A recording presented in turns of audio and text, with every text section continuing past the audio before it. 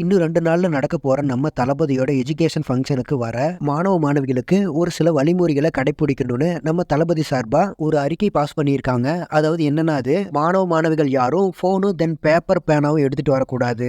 அதாவது ஃபங்க்ஷன் நடக்க போற அரங்கத்துக்குள்ள தென் மாணவ மாணவர்களுடைய அப்பா அம்மாவை தவிர்த்து வேற யாரும் வரக்கூடாது. அப்படி வந்தா அனுமதி மறுக்கப்படும் அப்படிங்கிற மாதிரி நம்ம தளபதி சார்பா சொல்லியிருக்காங்க.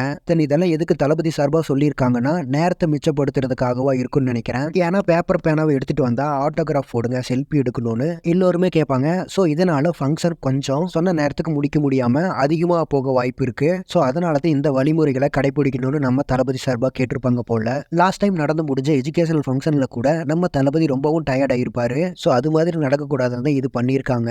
ஆனால் அப்போ ஃபோட்டோஸ் எல்லாம் நம்ம தளபதி சார்பாக அரேஞ்ச் பண்ண ஃபோட்டோகிராஃபர் எடுத்து கொடுக்கறதா வச்சுக்கணும்னு நினைக்கிறேன். தென் அது மட்டும் இல்லாமல் இந்த ஃபங்க்ஷன்ல நிறைய கியூட்டான தென் கிரிஞ்சான மொமெண்ட்ஸும் நடக்க வாய்ப்பு இருக்கு. ஸோ நிறைய வீடியோ வரப்போகுது நம்ம தளபதி ஃபேன்ஸுக்கு செம்ம ட்ரீட்டா. தென் இந்த டைம் லாஸ்ட் டைம் விடவும் சூப்பராக பண்ணணும். ஸோ வெயிட் பண்ணி பார்ப்போம் என்ன நடக்க போகுதுன்னு. தென் ஃபைனலாக இந்த நியூஸ் பற்றின உங்களுடைய ஒப்பீனியனை கமெண்ட்ஸில் சொல்லுங்கள். ஆனால் இது மாதிரியே தளபதி பற்றின அப்டேட்ஸ்க்கு நம்ம சேனலை மறக்காமல் சப்ஸ்கிரைப் பண்ணுங்கள். Thank you friends.